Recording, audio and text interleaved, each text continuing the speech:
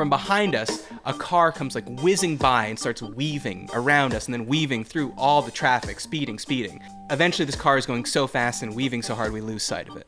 Then 15 minutes later, we see on the side of the road, that same car is stopped, the hood is open, smoke's coming out of it, and the people are like surrounding the car, kind of looking into it. And my dad goes like, couldn't it happen to nicer people? And I remember in my head, I go, but they're not nice people. And then I went, wait a second, I understand. We're happy this happened to these people.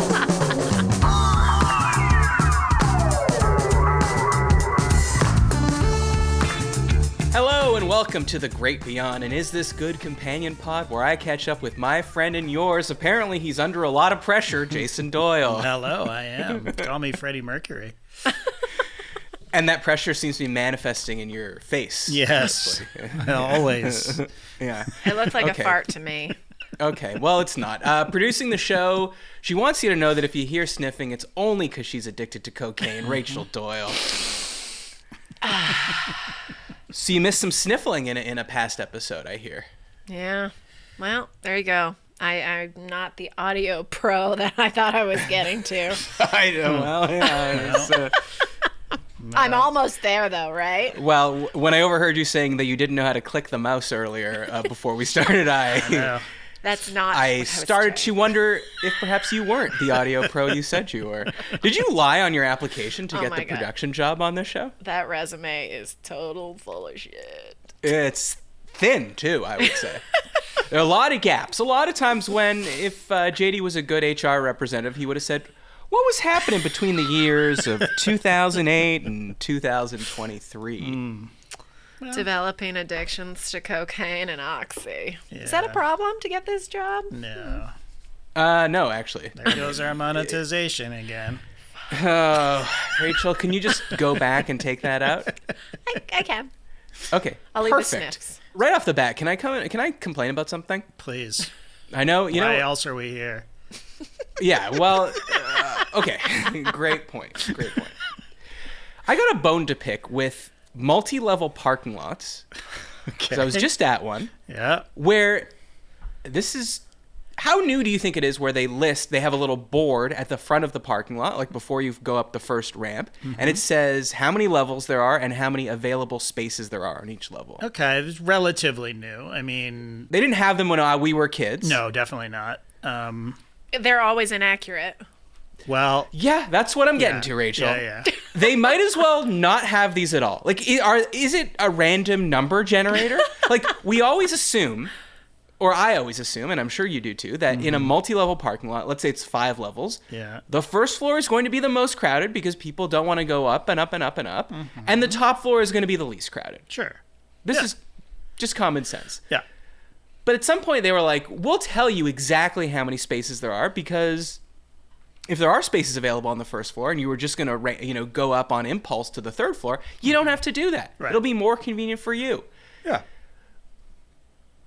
I've never seen it even close to accurate. And that's why I truly believe that it is everyone else has them. So every parking lot says we got to have this thing, but they're not putting the technology into it.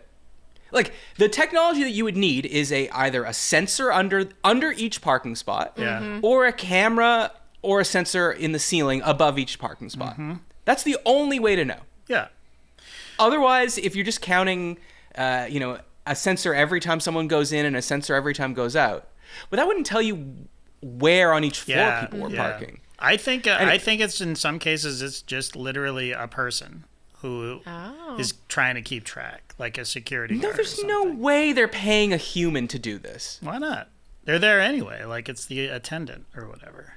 Maybe there's someone downstairs, but there's no one walking through a parking lot. I will say that the new parking lot at Hartsfield, that's the airport here in Atlanta, I think they have those sensors. Like, they're very accurate.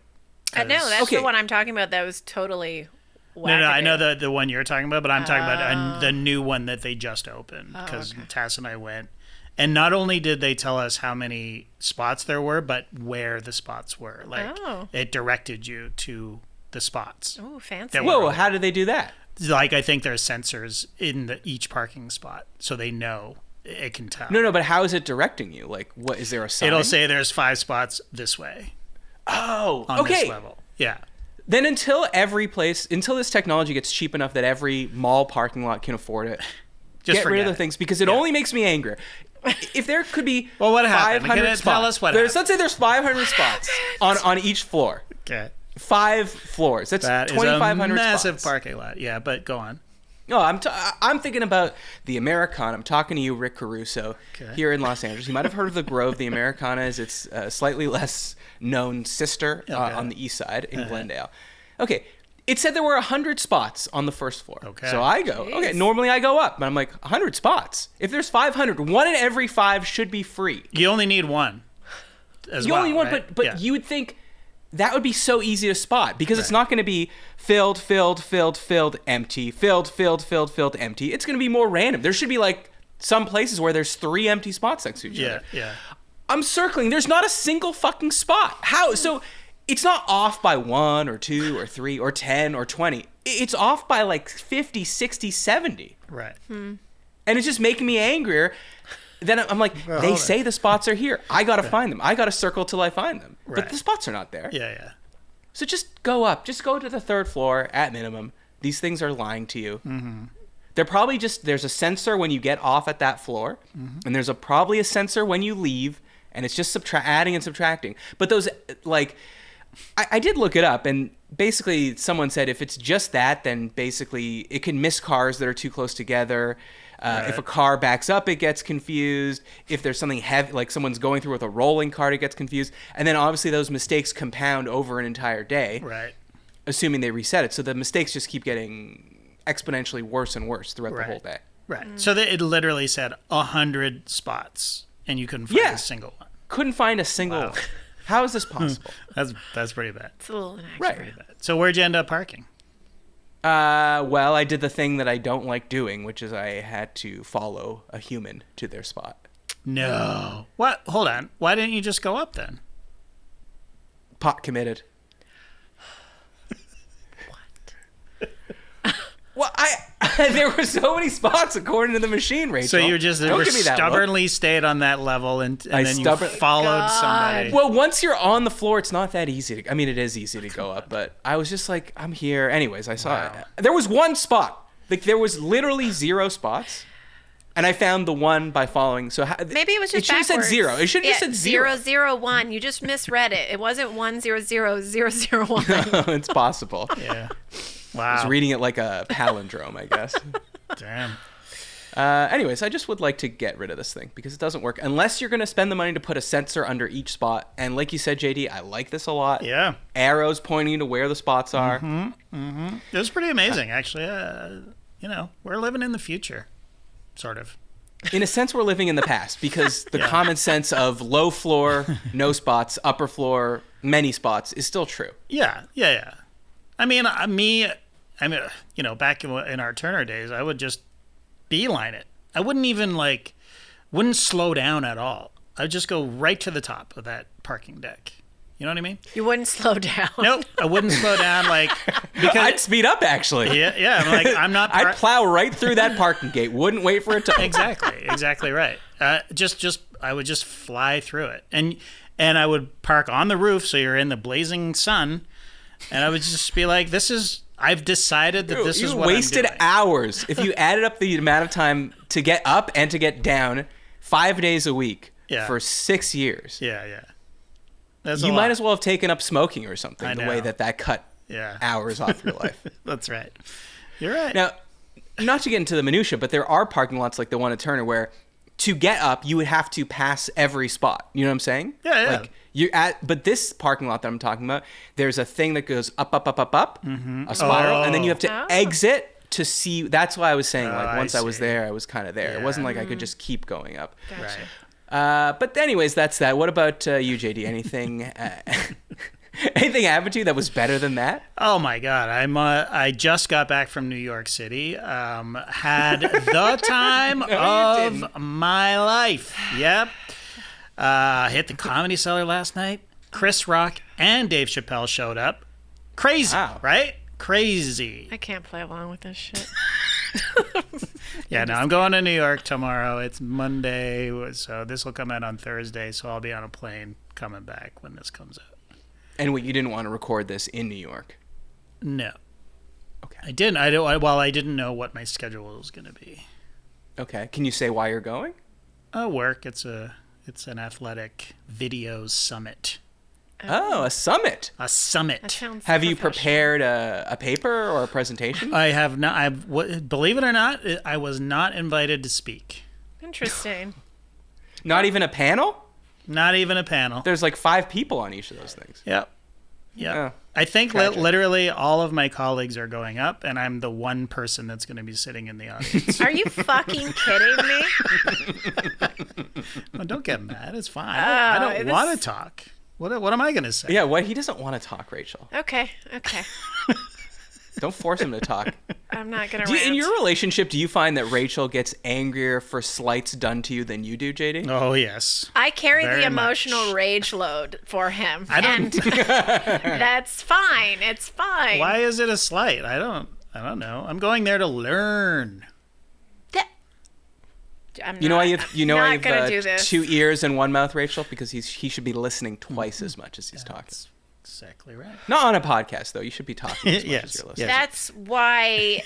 Never mind. I'm not. I'm just. Don't make me dive into this. This It's is not not a something you slight. want me to go Listen, into right now. I was happy to be invited at all. I was the only one out of our group that was invited to go. So, Great. Well, have a great trip, JD. Thank you. Sounds like Thanks. it's going to be a banger. So tune in next week to hear what happened. Are you actually trying to do anything fun? Are you trying to go to the Comedy Cellar? I will try to. Yes, I'm going to try to go to the Comedy Cellar on the first night, and Rob has a podcast. You won't care about this, but is having a live show on Wednesday night. So Are you going? I'm going to try to go. It's sold out, but Skeets is trying to hook me up. Oh, this Rob is a Survivor. Survivor a rival podcast. Survivor Yes. podcast. Yes. Oh, Not a so rival. Not a rival at all. Ooh, They're- well, sorry, you do a Survivor podcast. He does a Survivor podcast. yeah. No. We're all there's room for everybody. Well, that's why your podcast isn't as big as his. You're right. That's why I'm going. That's why I'm a guest at the video. I'm not a speaker. It's just like, you're not competitive enough, man. Get it together. Okay, yeah, tune in next week. JD will tell you all about Chris yeah. Rock and Chappelle popping in. You won't believe this. Dave Chappelle got up and smoked a cigarette for 6 hours and didn't say one funny thing. It's crazy. I could tell you how it's going to end right now. I have some good news for you, which is that I beat the charges. Oh, nice. Very nice. Yes. So if you don't know what I'm talking about, I started getting these mysterious letters in the mail telling me that I had been involved in an accident when I have not, to the point where I literally thought this was a phishing scam. They were trying to get information out of me, so I just didn't respond. And I kept getting letters that seemed more and more serious, telling me that I was fully liable, and unless I responded, they were going to clean me out.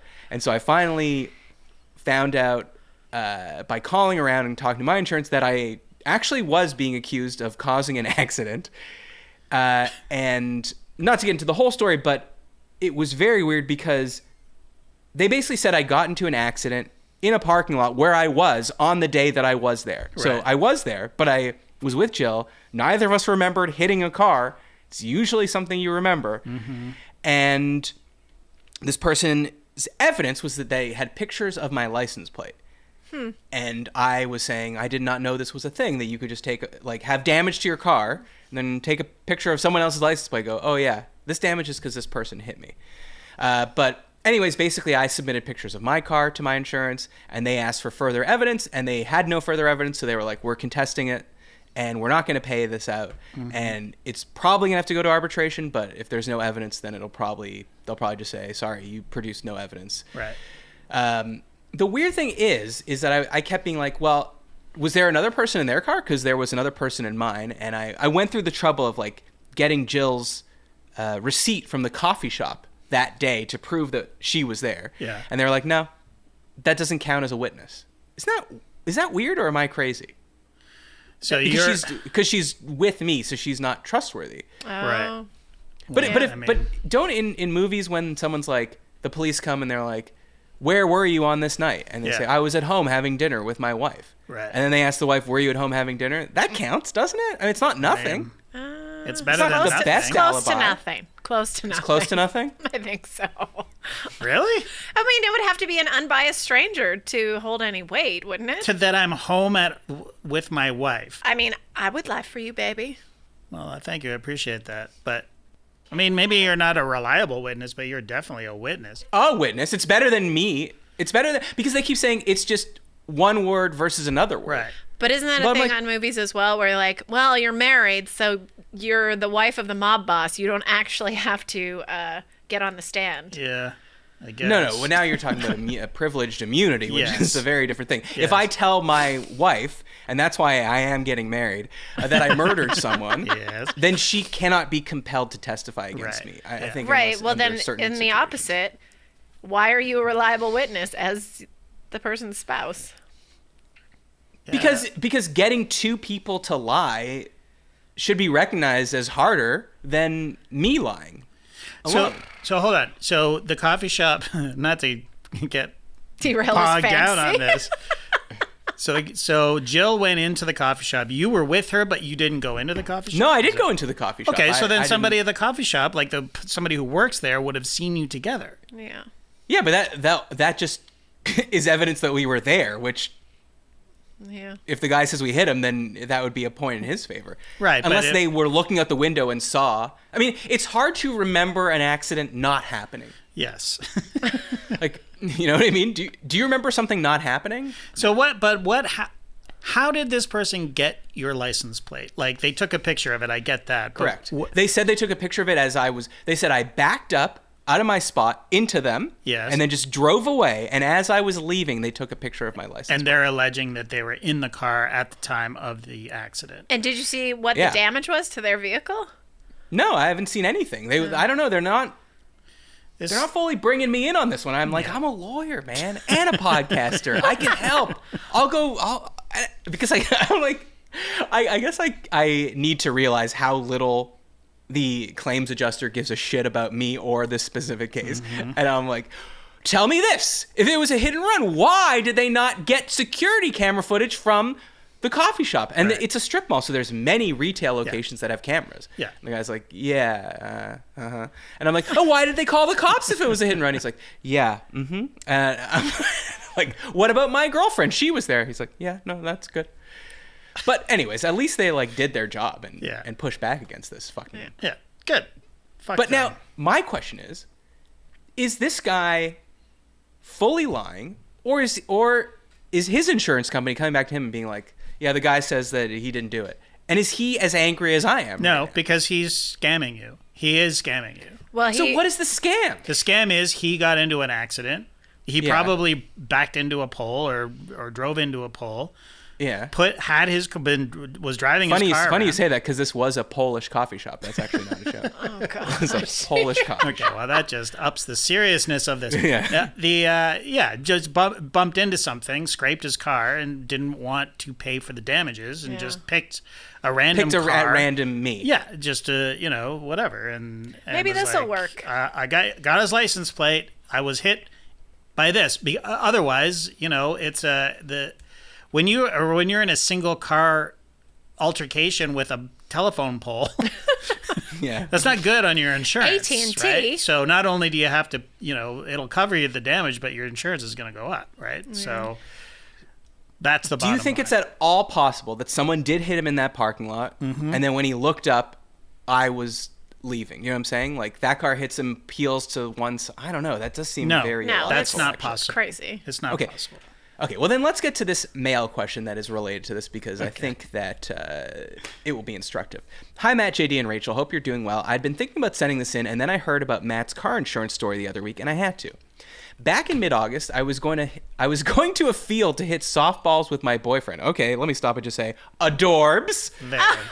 So cute. While in the parking lot, we got into a car accident. My car got hit by an ice cream truck while it was completely stopped. The driver indicated he was going to turn around me, and I could tell it was going to be tight. So I pulled off as far to the side I could until I had literally nowhere left to go, and I just stopped. He started turning around me, and then I feel the car jolt, and I hear a loud noise as he hits the back driver's side of my car with his generator cage that's sticking out, and then continues to drive right through me. He stops and we get out and exchange licenses and insurance and take pictures. He'd halfway ripped the back of my bumper off, busted out all the lights on the back driver's side, and did significant cosmetic damage to the side and back area, totaling $5,600 in damage to my vehicle. Damn.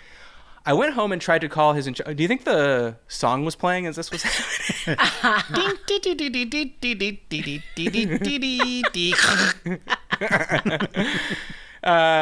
I went home and I tried to call his insurance only to realize his insurance had expired and the information he gave me wasn't even for his actual insurance company.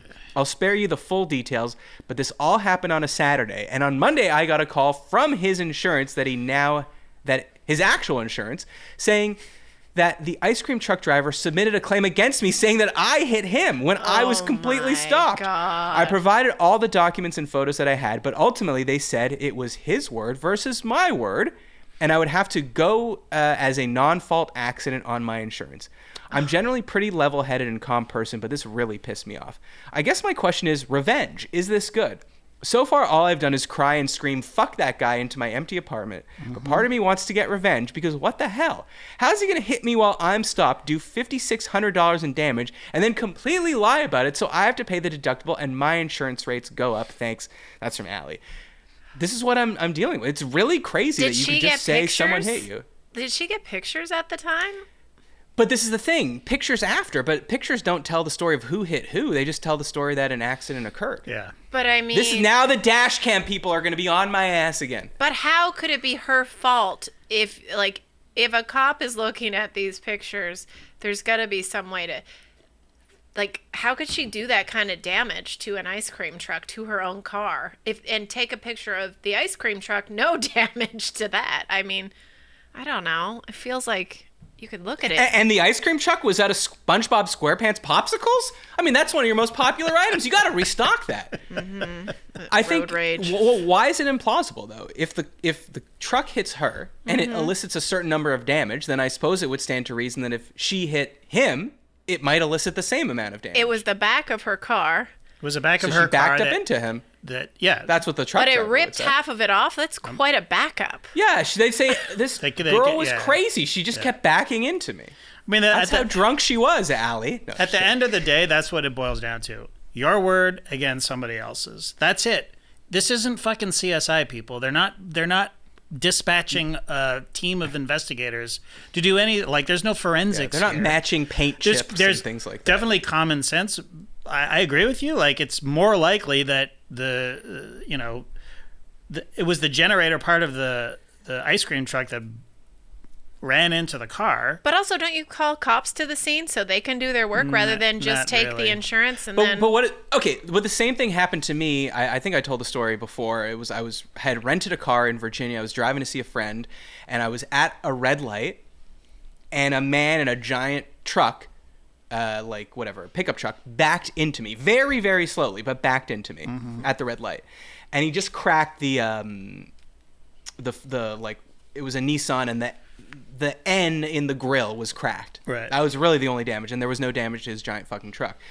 But the cops came, and I was like, the guy backed up into me, and this old man was like, no, you backed into me, or you drove into me. And I was like, are you fucking crazy? No, I didn't. And he was like, yes, you did. And the cops were just like, okay, well, you both have insurance, so it's fine. Yeah. They didn't give a shit what actually happened. Yeah, exactly. And so on the question of revenge, I have been dreaming since that happened, probably 4 years ago, of getting my revenge on this guy because we exchanged information at the scene and I know where he lives.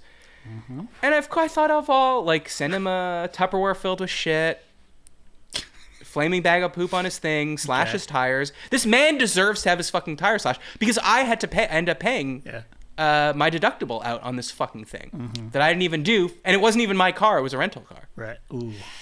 So I had the insurance, but... whatever. I think I had to pay $200 or something. Yeah. That guy deserves to have his tires slashed. Old man. I mean, he's dead now. Tires slashed for $200. Really? Yeah, maybe you think. Well, what dollar amount do you think tires deserve to be slashed? Car keyed? $1,000 for. Keed? Yeah, I'm worried about your culpability here in your revenge, because you don't want the revenge to come back on you. You know what I mean? Like, well, yeah, that's why I don't do it, because I'm a fucking scaredy cat. The poo idea is interesting. Yeah, but then when they go, like, in my head, he's just going to be like, I mean, at this point, we are truly at revenge is a dish best served cold. This is 4 very years cold, ago. very cold pile of poo. No, still satisfying.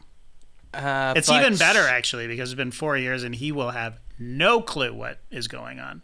He's 100% in the wrong. So he's not going to go, oh, yeah, that guy. This guy is out there committing wrongs every day. So he deserves a Tupperware full of human feces.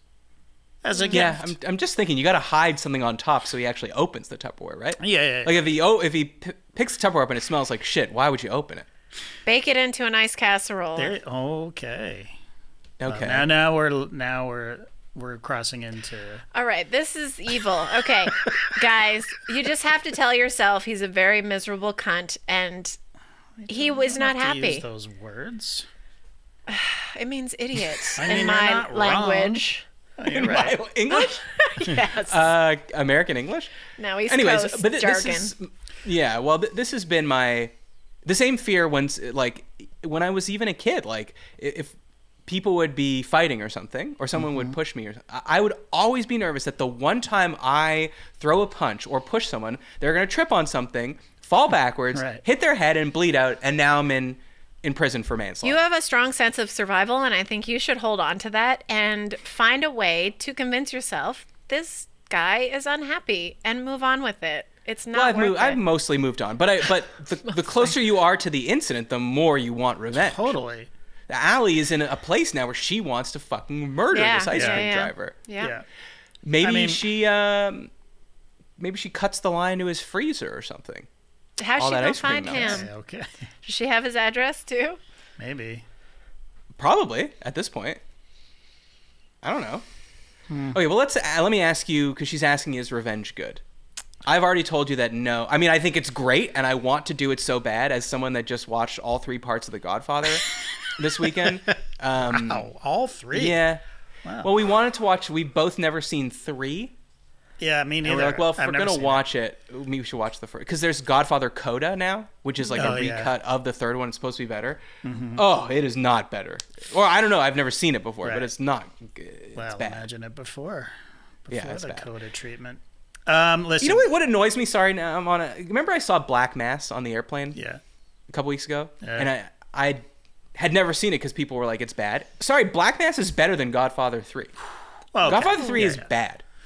It's no, bad. I agree with you. Okay, but go on with your tales of revenge. I mean, I don't really have a tale of revenge. I mean, I'm not going to endorse revenge. I think that you are correct, Matt. I think that you need to sort of just let it go. Rachel, you said that as well.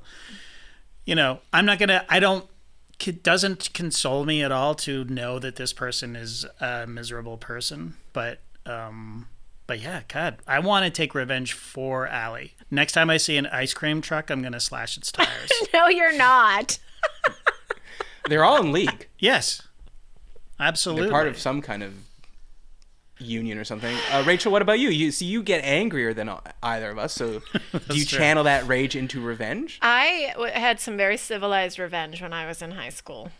Go on. And it's a very lame story, so brace yourself. Oh, come on. Don't start any story. Don't undercut your bits. Yeah, come on. Okay. So there was a group of girls who just loved to bully me. Year after year, like 9, 10, 11, probably. So the end of grade 11, I had gotten this gossip about the main culprit. And she was saying some shit to me, and I just finally went, blah, blah, blah. You had sex with 2 guys at the same time. So that was the gossip? Hey! Yes. Whoa, she sounds cool as hell. Okay. And she hauled back and smacked me across the face. Okay. And I just... and walked my little ass down to the office and got her suspended.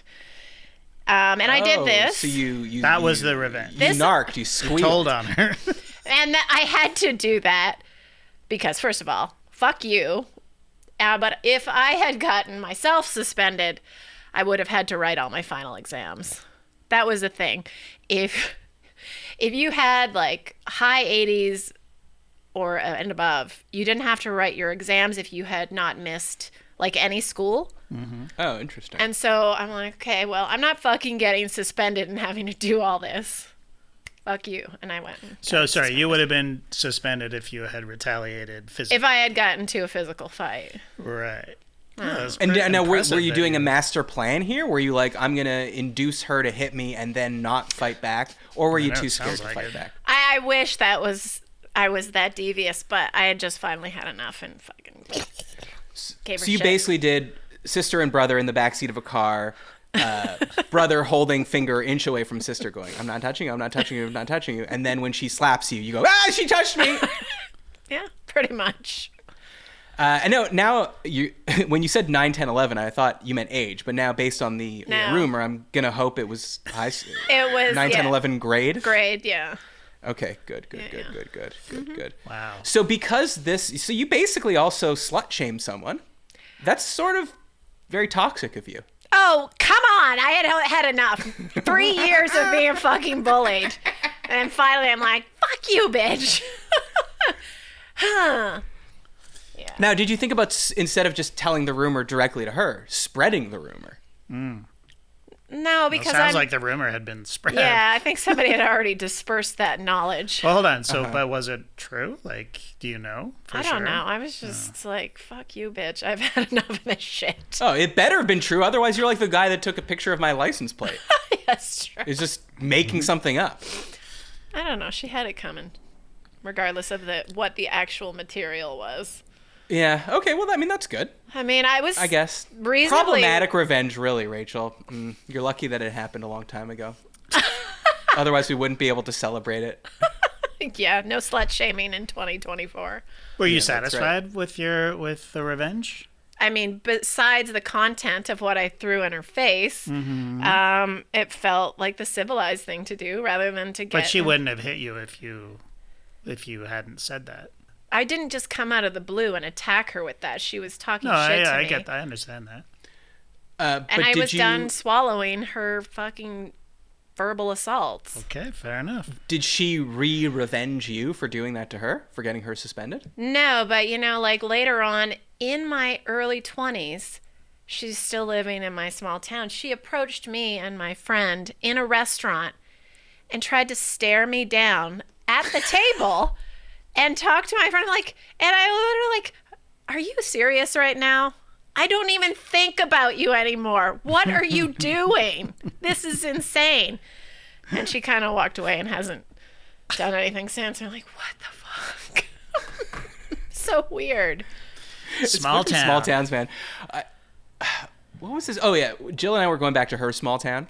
And I was like, because it's pretty rural, there's not, the hotels are not close to where she lived. So I was like, oh, look on Airbnb. Maybe someone's put their place up. And I found one, so I book it.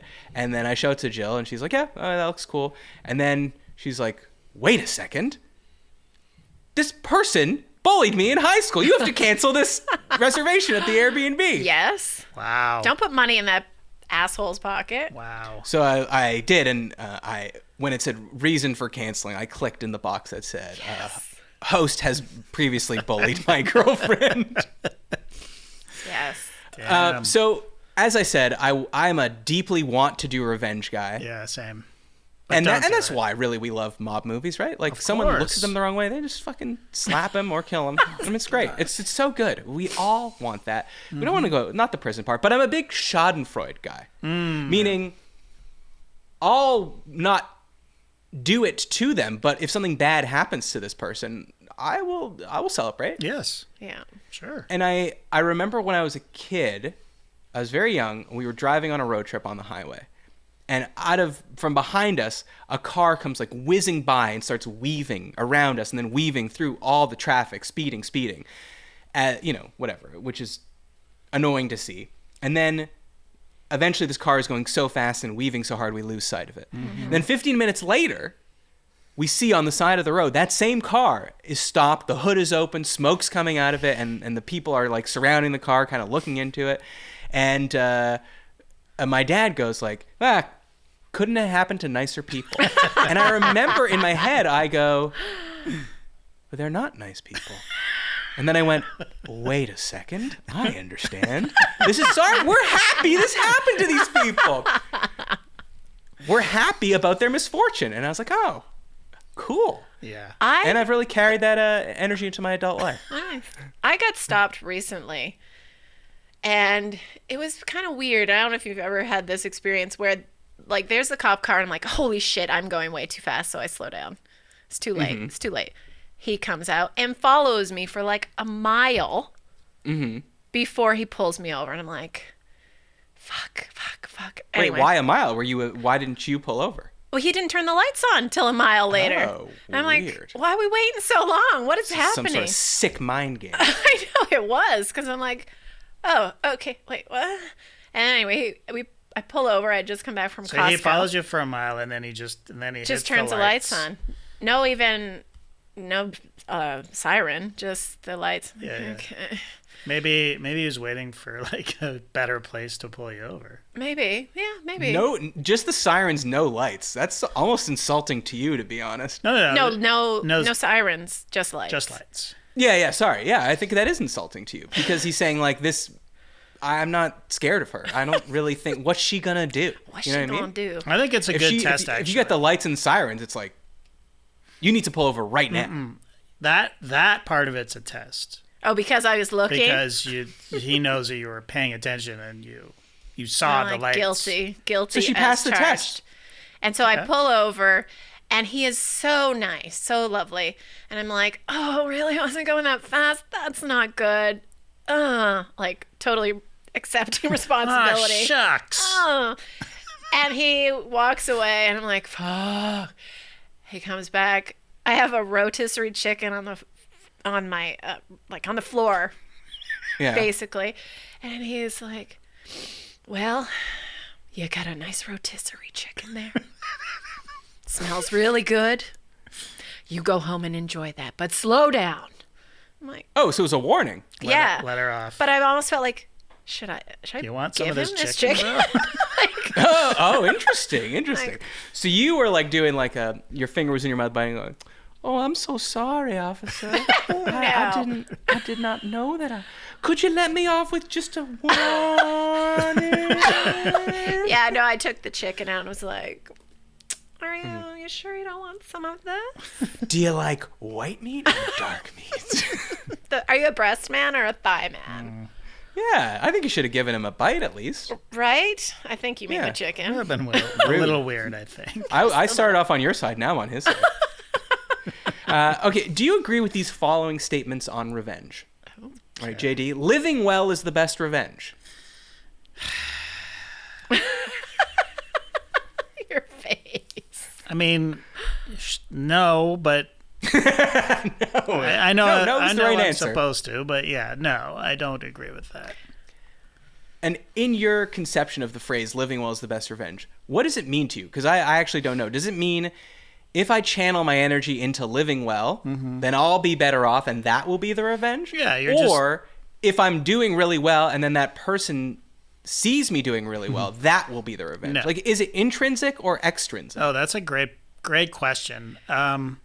I think that the philosophy is you just live your best life and don't worry about it. That's what it's if telling. that's the case, then no. I know, exactly. I That's need why the person to see me living well. Yeah, but if you're 100%. not, if you actually go slash his tires and it comes back at you, you're not going to be living well because you're going to get charged for vandalism and destruction of property. You feel better, though. But let's say I don't slash the tires, Rachel. So I'm living super well. I'm doing better than this person. But this person never sees me again. They never know that I'm doing better. Yeah. So again, you're saying intrinsically, just know you're doing better. But that's not good enough for me. I don't need to slash their tires, but I need them to see me doing better than them. Yeah. They don't give a shit about anyone but themselves. They wouldn't even remember your face after because they're total narcissists. It's still like... Okay, well, what if it's your friend that fucks you over, Rachel? Like someone that will recognize you. You know what I'm saying? Yeah, well then, I think They need to see me living well. or you removing them from your life is making their life not as great. Like the ice cream boy's life would be better if Matt Austin was in it. The ice cream cake boy's life, I should say. Oh, okay. I thought you were talking about the ice cream truck. Oh, no, sorry. Why would I be in this psycho's life? No, What's sorry. happening? How much ice cream do you think I'm eating? Ice cream cake, dude. Okay. An eye for an eye leaves everyone blind. JD wants revenge so badly. He's getting so angry at any slogan that's telling him he cannot seek revenge. Well, you don't even have a story of revenge, so... Yeah, exactly. Oh, that's why you... sit on it. That's why you desire it. I have so many revenge plans, but I don't execute it. That's why you're not in jail. Yeah, Or have that's been true. put in the hospital. Yeah. I mean, I do agree with it, but I don't like it. Yeah, okay. While seeking revenge, dig 2 graves, one for yourself. Agree. Agree? Yeah. So I've always thought it'd be funny if it was like, while seeking revenge, dig 2 graves. You know, in case someone else is there while you're doing the revenge and you have to kill them too because you don't want to leave a witness. That's right. But no, it's when seeking revenge, dig 2 graves, one for yourself. The idea being that, yeah, you're only going to hurt yourself. Like a real Capulets, Montagues, Yes. Hatfields, and McCoys. Revenge begets revenge. Now I'm thinking about it, that is also the point of The Godfather. But Yes. yeah, that's the part of it that I don't like. Why can't Vito live forever? And it's impossible to suffer without making someone pay for it. Every complaint already contains revenge. That's our boy Nietzsche that said that. Rachel, I know you're a big fan. Of nihilism? Nietzsche? Nietzsche? Nietzsche? Ceviche? Ceviche? Sorry, what else rhymes? Kind of rhymes with Nietzsche. I think you got it. I got them all. All right, so we're pro revenge. We're just too scared to do it. Yeah. But write in with your tales of revenge. I actually would love to hear them now. Yeah. And you could do that at isthisgoodpod@gmail.com. That's right. We've seamlessly moved into housekeeping. Isthisgoodpod@gmail.com for any kind of mail, topics, revenge stories. I would love to hear them and read them on this show. Subscribe on YouTube, leave a review on Apple Podcasts, and of course, patreon.com/isthisgood. You get ad-free episodes. You'll support the show. You get access to our thriving community on Discord. And actually, JD, you remember that scene from High Fidelity where Rob Gordon, I believe, John Cusack is like, I will now sell 5 copies of the Beta Band EP, and he puts on Dry the Rain by the Beta Band. Yes. And everyone in the record shop starts like looking up at the speakers like, oh, this is good. You did that with Abercrombie and Fitch t-shirts on the last show. Yeah. People in the Discord are like, I just bought 10 t-shirts from Abercrombie and Fitch based on JD's recommendation. And he has to return them. Because this man Uh-oh. ordered himself an XXL. He thinks he's about 20, 30 pounds heavier than he actually is. So he's merely an XL or an L? An XL. Uh, For now. Definitely an So they're too XL. big. They're too big. Okay. I So, just but they have a don't- generous return policy. You'll be fine. Yeah. That's true. Okay. I don't know how you came to that conclusion, though. Because, well, It anyways. doesn't matter. It doesn't matter. We have a hangout on Monday, October 21st, 8:30 p.m. Eastern. So join the Patreon for that. We will chat. Oh, maybe we can hear some revenge stories on that. Ooh. That'll be fun. And of course, it's Ostentatious October. What are we showing off in October? We're showing off your love for the show, and you are going to tell one person 31 times that they should be listening to the show. That's what we decided. That's what we're sticking with. Some quick follow-ups from the mailbag episode that came out on Monday. I listened back to this one a bit. I thought it was very good. Oh, If I good. do say so myself. Yeah, I thought it was fun. I asked the question, assuming you've both paid for the same tier of service at the car wash, do you think fancy cars get washed more thoroughly than low-end cars? This came off my observation that when I would go to the car wash and I'd pay the same amount as everyone else, I would see them working extra hard on the Mercedes and the BMWs, and just giving my Hyundai Elantra a quick once-over. And I wondered if I was alone on this. You didn't seem to agree with me, but so far, I am right. Like 73% of people are saying that they think it's true that the fancier cars are getting washed Wait, do better. you put up a poll somewhere? Yeah, I put up a poll I on didn't know Instagram. that. I didn't know that. Yeah. I didn't you gotta see follow that. our site. It's do follow Is it. this good? I do follow it. Follow us, that's good. Wow, YouTube. 73%. Yeah. Interesting. Yeah. See, this is another sort of one of those live your best life and don't worry about other people. You know what I mean? Like you're out there watching Mind your business. watching people wash somebody else's car and thinking, "Hey, they didn't work that hard on my shitty little car." Just making the But rage stew. You're basically saying forget about fairness, forget about justice, and I won't do that. How can we know what justice is unless we open our eyes to justice? injustice? You go there, you pay to get your car cleaned. Yes. If it's clean to your satisfaction, then end of story. Don't be like, oh. Why should I have to ask though? Why should I have to do a better job on it? Why is the burden shifting to me? Just do the same amount of job. If everyone's paying $20 for the car wash, do the same. It's like when symphonies make people audition behind a curtain because there was implicit bias. They were hiring more men. Sure.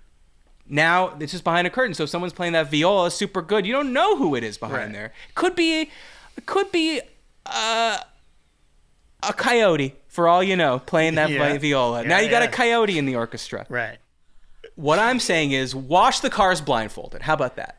That's what I'm saying. Blindfold yourself. No, blindfold the people that are doing the washing. That seems a terrible idea. Then everyone's going to have a shittily washed car. I think you honestly need to just look at your own goddamn car, and before you stroke out at 60, you're going to bust a blood vessel in that brain from all the rage. You're holding your rage and JD's rage. I'm only holding the rage of one person. What aren't they doing to your car that they are doing to the Mercedes? There's a difference between cleaning and diligently and thoroughly cleaning. But how can you tell? You ever see, you ask your kid to wash the dishes? Yeah. They hold the thing under the thing, I washed it. I mean, you know what I'm talking about here. There's ways to do things. That's why there's the expression, if you're not going to do it right, don't do it at all. Yeah. So that's what I'm saying to these car washers. But what are they doing, though? They're not giving it the love so you want more that they're giving these other grease. cars. More elbow Yes. grease. You want them, like, down looking on the hood of the car. Yes. Yes. Like it's the this same sort of- square footage of my car versus a fancier car. It's just okay. what's in it is much better. Right. So they're disrespecting your car. They're disrespecting me and my car. And I like a clean car just as much as they do. Go to a only shitty cars allowed car wash and you'll feel very fairly treated. I'm already feeling bad enough that I don't have a fancy car. I don't need that reinforced every time. Your car's fine. It's nice. Never mind when I have to valet it, JD. Oh, they're screeching, they're jerking on the gearbox. But now when it's a BMW, they're very gingerly driving it around. Well, you actually know you have the Ferris Bueller reverse problem, where if it's a fancy car you valet, they might take it for a joyride. Yes. No one's taking my car for a joyride. Yeah. That's where I win. Yeah. And then my other piece of follow-up is, remember I was trying to do a speed test? Yeah. Last week's Right Beyond, because I was complaining that they always say the full speed you pay for is coming into the modem, but then when the modem sends out the wireless signal, that's where it's being lost. So it's your fault, despite the fact that it's their modem. I was getting 1,300 megabits per second to the modem. Yeah. And then to my phone, I was getting 600, less than half the speed, just evaporating in my apartment. Yeah. Okay. AT&T, you're on notice. That's the kind of revenge I do seek. I will call customer service. It sounds like you're getting more than you're paying for. I'm a man with a very specific set of skills. Those skills are the time to sit on hold. Complain. Rachel, I know you. Did you have something that you were complaining about this week?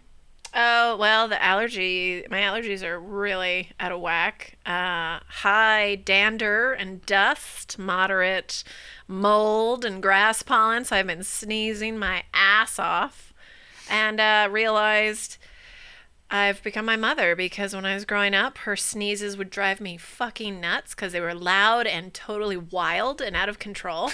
Wild sneezes. And now I'm like doing the exact same sneeze, and everyone around me is like, what are you doing? That is so unnecessary.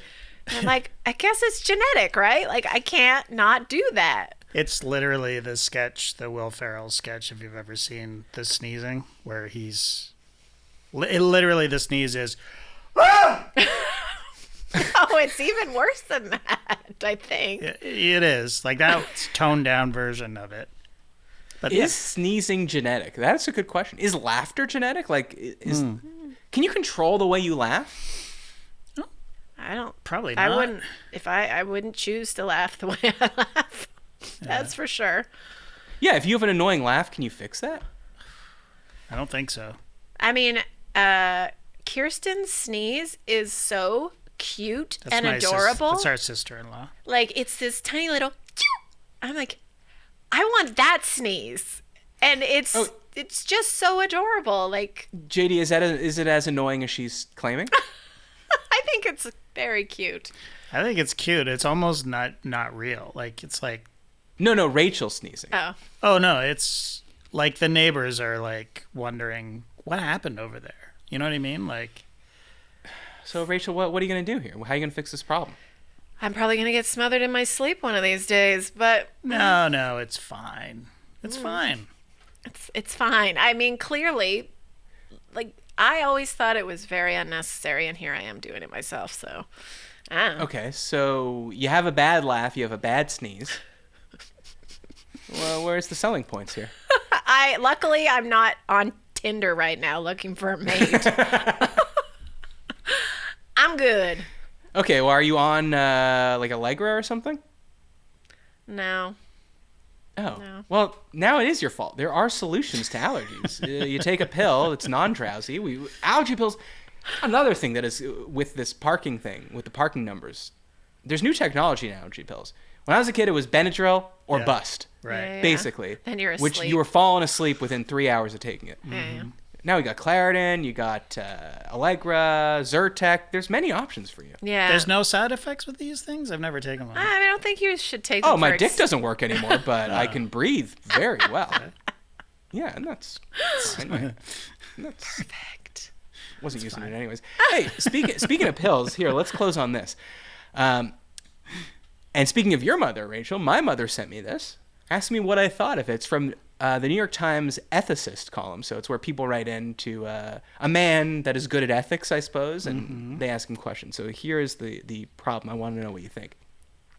My 78-year-old mother has moderate dementia and suffers from mood swings, depression, anxiety, agitation, and disturbed sleep. One of her doctors recommended a low-dosage THC gummy to alleviate these problems. She takes one daily and combined with other therapies now experiences more stable moods and better sleep. The issue is my mother's conviction that marijuana is for drug addicts and criminals, never mind that medical marijuana is legal in our state. She is so vehemently opposed to marijuana use that she disapproved even when my sister used it for pain relief from breast cancer. Oh my God. I have to lie to her about the ingredients in the gummies, which I casually refer to as vitamins. Is it wrong to give my mother a drug she would never voluntarily take on her own? Wow. I thought she was just giving a blind eye to the fact that she was ingesting them. No, she's taking her vitamins and going, I feel great. I think These Flintstone vitamins are delicious and make me in a better mood and make me laugh more and make me hungrier and make music sound better. These are very good vitamins. So the daughter's life is much more tolerable now than it was before. So she really doesn't. Yeah, but she's lying to her mother. Not just lying to her. She's lying to her, but she's also lying to her about something that the mother, whether you think it's right or wrong, cares deeply about, it seems to me. It's a fucked up belief, though. So, I certainly, like, Sure. if the mother hadn't been told for her entire lifetime that weed was for drug addicts and weirdos and the margins of society, then she wouldn't believe this, right? It's not a belief that is it's programmed. logical in and of itself. It's programming. Yeah, but that's not the issue here. Exactly. It's not the issue. This She is where the believes it. ethics come in. How fun would it be, though, to say, hey, guess what? You're a drug addict. What do you think of that, Mom? It's interesting that you're really looking at a way to stick it to the mother instead of It's the revenge. alleviating her pain and suffering. But I guess the example would be, Rachel, like someone that's super, super, super religious that believes that like every word of the Bible is real and that, you know, abortion should be illegal and gay people shouldn't be allowed to be married. You wouldn't agree with that, but you can also see that people genuinely do believe that. Yeah, programming is instilled. It's not. Right. So you're not going to do something to that person if that was your mother that would go against her deeply held religious beliefs. And in this case, the mother has a deeply held belief that marijuana is bad. Yeah, but why must everyone be stuck in who they are when we should be changing on the daily to see things differently? Like, so your solution is to convince a 80-year-old woman with dementia to 80. change? Oh, she's 80 and she has dementia. No, fucking no, of course not. She has dementia? No. I have tried to convince my dad of multiple things his entire life that would make his life better. And he's 73 right now, and it will never happen. So no. Right. No, of course not. So from an ethical point of view, do you think it's ethical that she's giving the mother drugs? If she has dementia, she doesn't even fucking know. Like, it's deteriorating on the daily, and she may be gone in months to a year. Dementia can go downhill fast.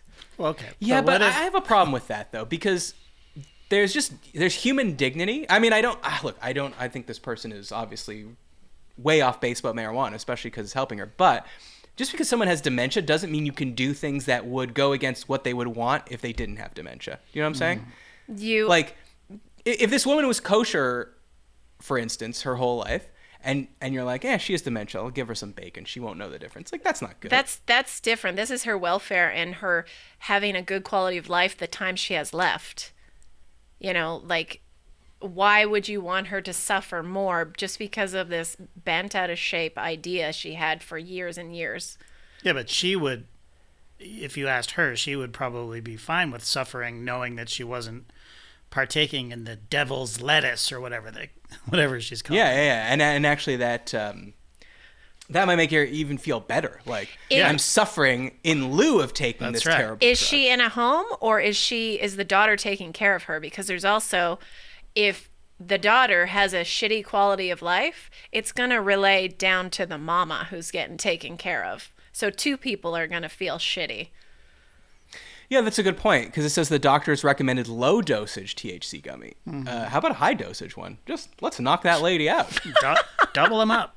Let's get her to the point where that 70-year-old mother is going, honey, did you know that if you start Pink Floyd's Dark Side of the Moon and play Wizard of Oz, it lines up perfectly? I've never noticed that before. I hear what you're saying, Rachel. There's just going to be hell to pay if she finds out. That's the bottom line. Like, what she doesn't know isn't going to hurt her until she finds out that she's been taking this thing that she's opposed to this whole time. But she also may not look at it that way because it's a doctor prescribing 100%. It. So she will definitely look at it that way. No, because it specifically says, even though medical marijuana is legal in our state, she still doesn't. Yeah. She thinks it's for drug addicts and criminals. The only move is to play dumb if she found out. It's like, I found out there's weed in this. It's like, oh, I didn't know. What? Oh, that's what THC is? There's pork in bacon? What? Nobody's forcing, the pork is not going to better her quality of life, but the medicine would.